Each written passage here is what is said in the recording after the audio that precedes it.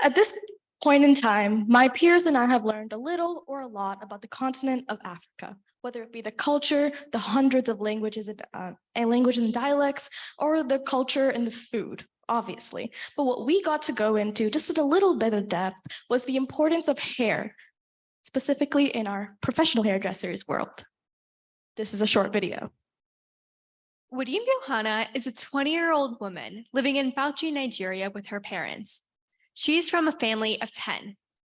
Her mother is a dedicated housewife and her father is a retired worker. Ever since she was a young girl, Wadhim has had a knack for crafting these incredible hairstyles. And this unlocked the gateway for discovering her true passion, hairstyling. Wadhim has attended secondary school and, through the success of her salon, intends on attending university in her future. Good afternoon and welcome. My name is Zaina Crawley and this is our team. I'm Jaden Link. I'm Suhani Drew. I'm Hamsika Natala. And I'm Ruhan Aurora. Now, although Wadhim is an experienced hairstylist, she still faces many challenges with her business. First, Wadhim does not have enough knowledge on how to run a business. As a new entrepreneur, she is struggling with how to properly structure her hair salon, specifically with financial and organizational management. Secondly, she does not have the proper resources or supplies to run a hair salon. In order to run a hair salon, she needs things such as a power generator, utilities, hair supplies, etc. Unfortunately, with her father retiring recently, her family has become financially unstable, and therefore she cannot afford to purchase the necessary items to run the salon. Lastly, the hair salon industry in Bauchi region is very saturated. Therefore, Wadhim worries that she will not be able to compete with the other salons in the area. Challenge accepted. Firstly, we saw and were very delighted to hear that leadership initiatives would help with bookkeeping and financial literacy right down where she lives. For a full year, she'll have the assistance of a leader and a project manager from leadership initiatives to be able to help with her bookkeeping. Secondly, the grant money. Most of the money that she needs to start her business are not operational costs, they're capital. If she can get her infrastructure there already, she does not need too much money to keep going. We hope the grant money can help her in her journey. Thirdly, her unique value proposition. Basically, the location that we both ended up choosing for her is luckily only 4 hair salons in the 20-mile radius. That gives her the advantage of filling in a much needed gap. So what are the unique values that Wadhim brings to the table? First, Wadhim is an advocate. She's an inspiration to all of the local girls in her community. Next, the reliable electricity provides consistent services to all of her customers, especially her loyal customers. And lastly, the high quality products are mainly used to provide to give the high quality services needed to run her business. So her target market includes a diverse community of women in the area. It's a local community, but she caters to almost all ages from like roughly age 15 up through seniors with different hairstyle preferences and different hair textures, really wanting to cater to everybody because she has the expertise to do so and she cares about providing this service to her community. And then we've touched on this a little bit already, but the hair salon market is quite saturated in Nigeria, but the specific location that she's chosen to have her salon in only has 4 salons within a 20-mile radius, meaning that it should be easy for her salon to take off and be financially prosperous. So what sets Wahair apart from other salons? Well, first, Wahair aims to create an environment where customers come in and leave feeling the best versions of themselves. Wadhim wants every woman to gain confidence from their experience and to leave feeling beautiful. Secondly, a monthly mentorship program will be offered to younger girls to learn about hair care, as well as gain confidence and leadership skills. Lastly, salon packages will be offered periodically. Essentially, customers will come in and get multiple services done at the same time for a set discounted rate. So where does Wadhim get her revenue from? Wadhim gets her revenue from the specialized hair and nail services that she provides. Additionally, we hope that she breaks even by month 6. So what values does she bring to the table? As I've said before, she wants to make an impact in the community. She's an advocate for the young girls in her community. And lastly, who are our key partners? Actually, who are her key partners?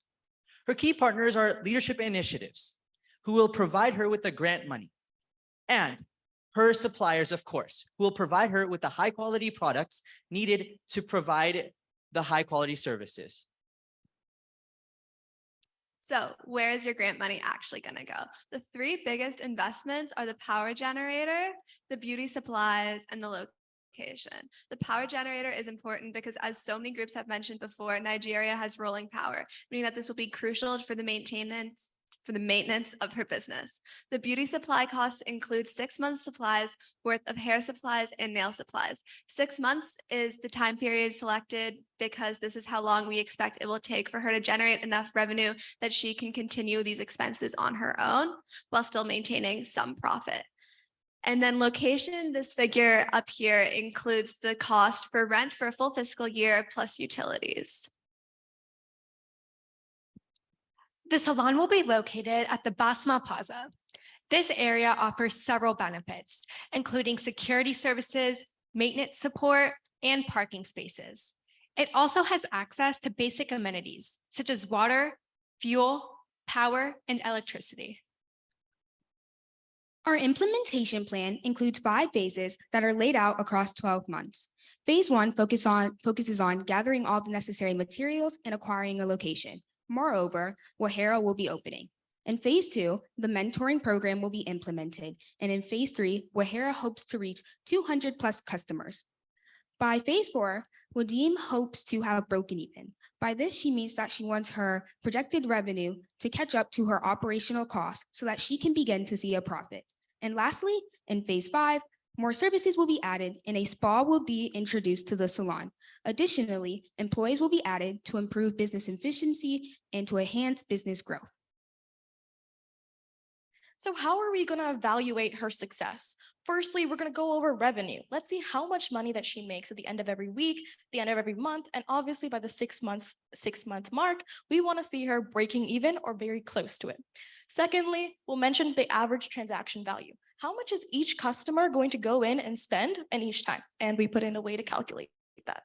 Thirdly, we're going to go over the cost of services per time they come in. If an employee is spending too much time on a specific service and it's not enough of the cost, we're going to remove the service. Again, this will be checked at the 6-month mark. So here's the budget. You can read it on your handouts if that's easier for you. The majority of these costs are capital startup costs. The only costs that are not are utilities and the beauty supplies, which were mentioned before.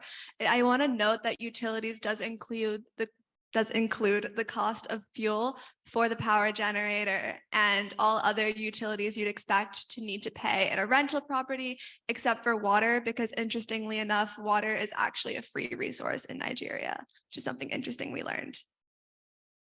The total budget we're requesting is 1.2 million naira or $2,610 US. The grant will purchase all equipment needed so that the salon can thrive and receive the revenue needed to succeed. It will also positively have a socioeconomic impact on Yohanna's community so that there can be more employment, customer satisfaction, and inspire the younger generation of girls to become the next entrepreneurs. Education, security, and support. On a more personal note, Wadhim Yohanna is a 19-year-old girl who is a leader and a visionary, only a few years older than the rest of us. We find that by investing in Wahera, you're not just investing in a salon, you're investing in her. You're investing in her dreams and the generation of women to come that'll benefit from her meetings. We met with Wadhim for 10 minutes on our first day, and I can tell you that those 10 minutes talking to her increase my confidence in her business probably more than any of these numbers here. She is determined and she will go get it. Imagine being the person who was leading her to start those generations of success. Supporting this business will not only allow Wahera to thrive, it would give Wadhim the opportunity to support her community through female empowerment. Wahera is not only changing hair, it is changing lives. Thank you. The team, I think you did a wonderful job advocating for your social entrepreneur client. If I didn't know any better, I would have said that you've been working together for months, if not years, because there was such a sense of ensemble among you as you, I mean, clearly you've done a lot of work leading up to today, as did your counterparts in the other team, but there was just a tremendous tightness, and it was hanging together really, really well. And I was just so pleased each one of you spoke with such enthusiasm, such strength, very articulately, and I think made a wonderful impression on her behalf, as well as an impression for yourselves. There was a little bit of dead air in the video. It might have helped just to either have a sort of presence voiceover with it, or even just a little bit of background music or something. There was actually meant to be background music, but we couldn't figure out the audio. Sure, I understand, and that'll happen. It was not lethal by any stretch, and it was very interesting to see, even in those few seconds, the diversity of the hairstyles and the obvious importance of it, as it is in our culture with such diversity of hairstyles. You walk through Times Square and it's amazing what you'll see. There's a difference between unique values and unique value. People sometimes use the word values when they're implying some sort of ethics dimension. I didn't mention it in my lectures the other day. I don't use the word values because it has more to do with preferences, but that's more of an esoteric issue for ethicists. But I think that the conversation here was really, the purpose was really to be about the unique value or value proposition. Be careful on the distinction between costs versus expenses. There was the use of cost or costs at one stage when I think the intention was to talk about expenses. There was a very adroit reference to cost of services, which could include cost of goods sold, but yet the acronym continued to say cost of goods sold. So that was a matter of just kind of cleaning up and making sure that the acronym matched the actual line item. The integration of the themes from the other team was great in terms of the logo, the color scheme. There was real consistency between you and the other team, including right at the end there, referring back to education, security, and support. So I thought it was just a job very well done on her behalf, and I was very pleased. And I, as a point of personal privilege, say very proud of a team that I worked with very closely to see the wonderful way that you spoke and delivered on her behalf. So job well done. Thank you. Thank you.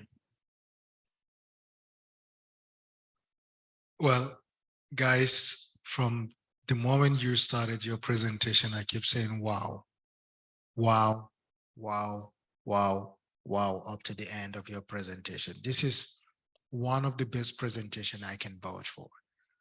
I'm serious. Thank you. You guys Thank you. have all this energy, you bring it up.